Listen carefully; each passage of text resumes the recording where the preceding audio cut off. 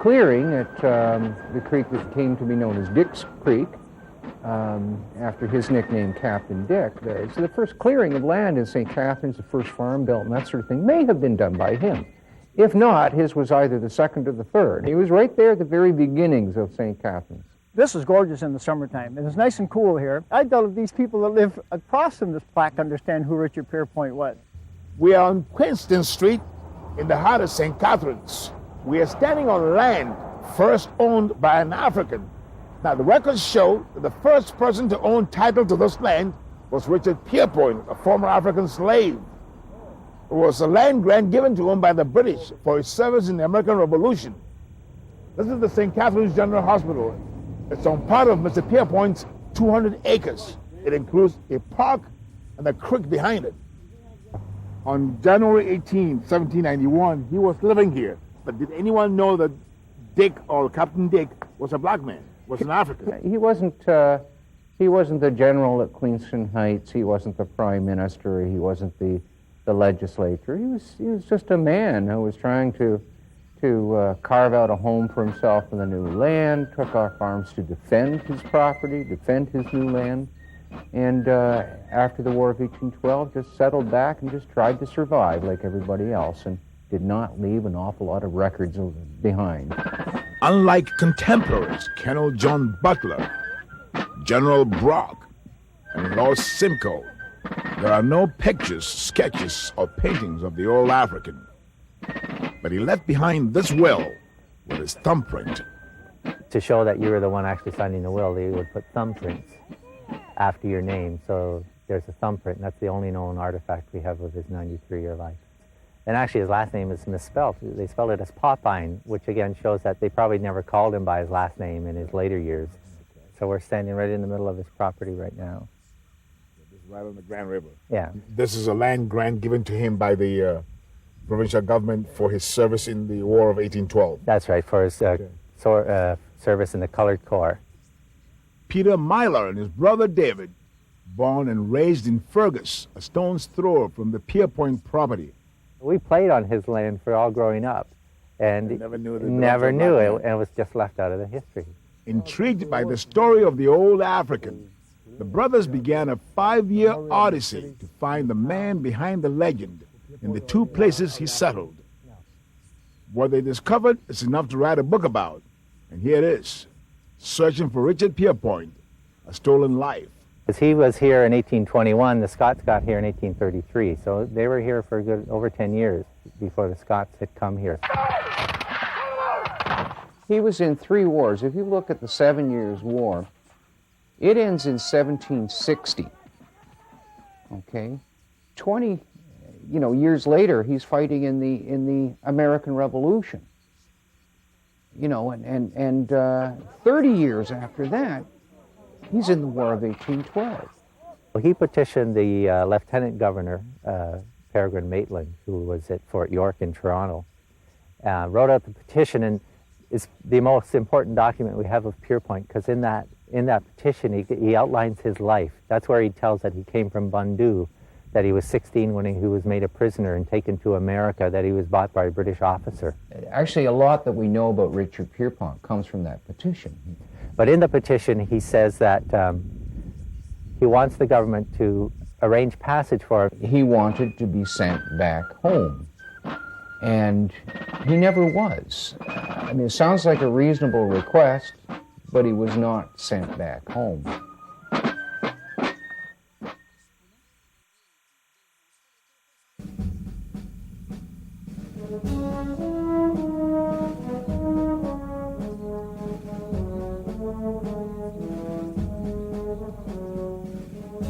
This is where the Niagara River empties into Lake Ontario in Niagara-on-the-Lake.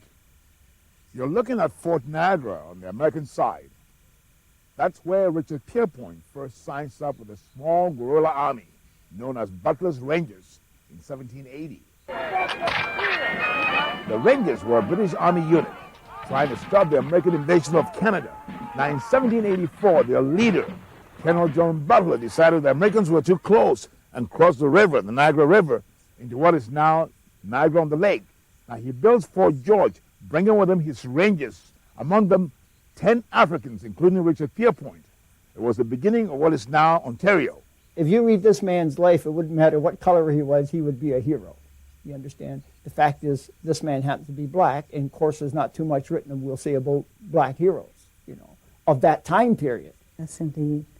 He was a wonderful man. An educated man, you know, being stolen away at age 16. You know, you wonder he must have come from a noble family with an education. This African-Canadian pioneer's life began in Bondu, now called Senegal, in West Africa, where he was first educated in the Islamic faith and trained as a warrior. He seems to have had that in him. Peter Myler, Pierpoint's biographer, has researched the history of the society Richard Pierpoint grew up. So he might have been a 16-year-old Army member at that time. Myler believes the young Pierpoint was probably captured in his very first tribal warfare and sold into slavery. His first owner was a British officer during the French Indian War, and he was a servant for that officer probably for a number of years. So he grew up in a military manner. He also found out that he was quite civilized when he came out. Bondu was a trading nation, so they had to know, you know, they had to know how to deal with other peoples and communicate in other languages. And of course, once you got into the hands of the slave traders and brought you over, you became nothing. Yeah, quite honestly, probably happier that if you weren't educated, because then it is less likely that you'd probably get away. Peter Myler writes that except for this advertisement in the Pennsylvania Gazette of January 19, 1780, showing a Richard Pierpoint in custody, not much is known about his life in America. He's listed as an escaped slave at that time. They could never find the owner. And he was held in a prison in Sunbury, Pennsylvania for about a year and a half, and then he disappears. But then, you know, in 1780, a man known as Richard Pierpoint shows up with Butler's Rangers in Niagara. Like many Africans who joined the British in their effort to crush the American Rebellion during the American Revolution, Pierpoint, if not already a free man, may have been enticed by the offer of freedom from slavery by the British. General Brock was having a hard time finding people to fight for him. And so, you know, but for African people here, it would make a big difference if the Americans took over Canada, because they would end back in slavery. You know, So they were motivated. They were very motivated. They had to be. It wasn't just their change of government for them. It was a change of their whole way of life. Imagine getting a group of soldiers together to fight in the war. They had a vested interest, of course, but imagine getting them together. And he wasn't a young man at that time either.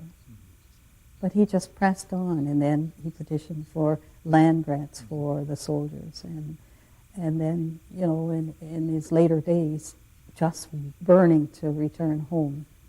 And he was not allowed to do that. His one wish.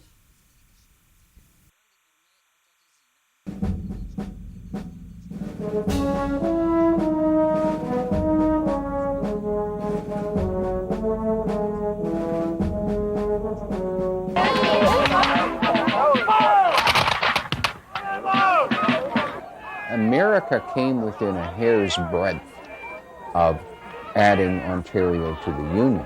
This is Fort George, and it's a British fort that was the headquarters of the British Army, built in 1796.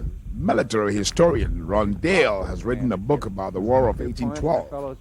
He tells me, but for the united stand of European and African settlers and their native allies, Ontario would have fallen to the Americans in the early 19th century. They drove back the invasion, helped drive back the invasion. Certainly Pierpont would have been mustered here, trained here, drilled here, would have known this place very well. Okay, this is the type of musket that Runcie and his comrades would have used. And The colored court. yeah, well, the entire British Army used this type of musket. It's a flintlock musket. Dale is familiar with the role of former slaves like Richard Pierpoint in repelling the American invasion. They had a lot to fight for. Enslaved in America, Pierpoint earned his freedom by enlisting with the British and then joining the elite Butler's Rangers at Fort Niagara in 1780. Butler's Rangers were extremely good with that, guerrilla fighters, and it's because they had been trained by the native people, masters at the art of concealment and stealthy movement. Outnumbered 10-1, the British forces were able to keep the Americans at bay using guerrilla warfare tactics. So you could have a relatively small group of people that could really tie down a much larger army. In 1784, when Colonel John Butler and his Rangers crossed from Fort Niagara on the American side of the Niagara River and set up a beachhead here, what is now Niagara-on-the-Lake, Pierpoint and 9 other African soldiers who came with Butler and his Rangers had found a home, Canada, a place they'd fight to death to defend.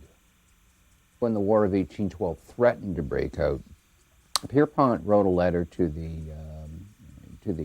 administrator of the province of Upper Canada at the time, suggesting that an all-black regiment be formed to fight in any war against the United States, should war be declared. Richard Pierpoint convinced more than 20 of his fellow Africans to form the Colored Corps, which later became the Corps of Artificers, or skilled tradesmen, who not only fought in the War of 1812, but also did a lot of the maintenance and construction for the military. He was always a private soldier, but referred to as by the nickname Captain Dick, and I think it had to do with the fact that the other men looked up to him and he took leadership roles. They got tested very early on. They formed in June 1812. In October 1812, an American army invaded at Queenston, the village of Queenston, occupying Queenston Heights. And in a 12-hour battle, where forces were roughly equal between American soldiers and British soldiers with Canadian militia and native allies, Brock was killed in that battle. There were about 12 other killed on the British side, over 100 Americans killed in that battle. And the American army surrendered. None of Pierpont's group were killed or wounded that day. I guess they concealed themselves very well, but put up guerrilla fighters. Very effective fighters, too. The plan was to abandon Ontario. Queenston Heights... Of course, they didn't count on people like Pierpoint and the natives to fight back. That's exactly it. Well, not only them, but a lot of the local militia fought very fiercely at Queenston Heights. The Americans had a stated purpose to capture Upper Canada, what's now Ontario, and add it to the Union. So people like Pierpont, who fought to ensure that this part of Canada remained part of Canada, not part of the United States. And for people like Pierpont, their new homeland, far away from, in his case, his place of birth in West Africa, but taking up arms and fighting fiercely to defend his rights and his land, his new land.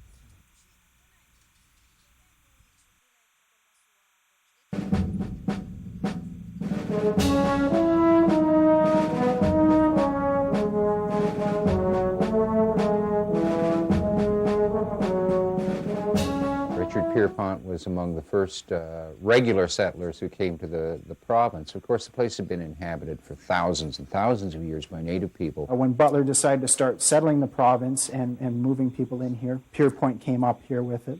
You hardly see people of color here in Niagara-on-the-Lake these days. But when this town was first settled, the African community was 10% of the population, attracting runaway slaves and other refugees. And they were sectioned off in their own area. Despite their efforts and contributions in helping settle this province, Pierpoint and the other Africans felt resented by their fellow settlers. Again, they weren't well respected. They had come up here with them together. But Pierpoint had an answer, a separate community. On June 29, 1794, Pierpoint and 18 other African men petitioned Lieutenant Governor John Graves Simcoe for land separate from white settlers so they can support themselves and each other and, quote, show that Negroes are capable of being industrious and in loyalty to the crown, they are not deficient. They were sophisticated in how the government worked, and they knew to send petition. Now, it was turned down probably because they didn't want a separate black settlement. The African community continued to grow and prosper against all odds. But the blacks were not the only victims of discrimination. There were signs up on bars and restaurants and places for rent that would say no Irish. In many cases, the black families that would take in some of these destitute Irish and give them a job. In 1791, Richard Pierpoint settled on his land in St. Catharines. Any private soldier, which Pierpont was, received a land grant of 200 acres of land. If I go back to this plaque, and that's the only thing that's here that registers the fact that it was a black man, that owned this property. He couldn't look after all 200 acres. So you sold some of them off? He sold his land off. And by the War of 1812, when it breaks out and he signs up, he's no longer looking after that land at all because he's on active service. That's right, yeah. After the War of 1812, Pierpoint wanted nothing more than return to Africa, his place of birth, to live out the rest of his life. That's when he wrote his famous petition telling his life story and pleading with the government to help arrange passage for him back to the Senegal and Gambia rivers so he could find his way home. That was the one thing in the wide world this man wanted, just to go home. The government denied his request and instead gave him more land, 100 acres. This is the Grand River in downtown Fergus, near Guelph, Ontario. In the early 19th century, the British administration in Ontario described the land around here as a wasteland. This is the last place Richard Pierpoint settled in 1821. He called it Little Falls. In 1833, the Scots arrived. Allen Ferguson and James Webster found the land Pierpoint and his fellow Africans had cleared an ideal spot to settle. They changed the name from Little Falls to Fergus. People just send me pictures because they know that I do history. This is the last surviving member of one of the families of the Pierpoint settlement. And she's known as Old Harriet. What I found was that the Scottish people who've been here, they mentioned Major Dick. They made little subtle references to Pierpoint, but they didn't happen to mention that he was black. And then I began to find out that, indeed, there was this very large settlement here, and in the course of about 5 years after Webster and Ferguson arrived, they made sure that no black settlement existed. In 1838, Richard Pierpoint passed away at the age of 93. Coming here as a slave and having no rights or privileges, not even to be thought of as a man, he was a property, and then to come to fight for the country, to farm for the country, to clear land, to help build this country in the early days, and then just wanting to return home to spend his final days, and he was denied that. It's kind of too bad.